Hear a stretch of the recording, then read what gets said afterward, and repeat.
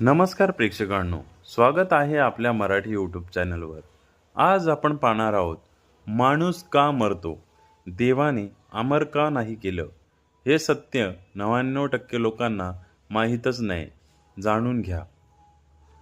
माणूस का मरतो? कारण बघा मंडळी, आपलं शरीर निसर्गाचा भाग आहे. जसं झाड उगवतो, वाढतं, फळ देतं आणि एक दिवस कोमेजतं, तसंच माणसाचंही आहे. शरीराला मर्यादा आहेत.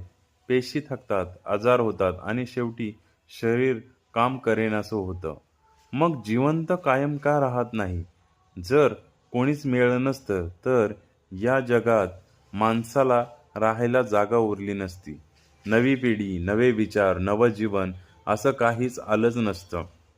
माणसाला मृत्यूमुळेच जीवनाचं किंमत कळते.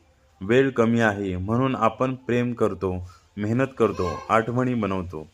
खरी गोष्ट तर अशी आहे की शरीर मरतं, पण माणूस त्याच्या कर्माने, आठवणीने, प्रेमाने, शिकवणीने जिवंत राहतो.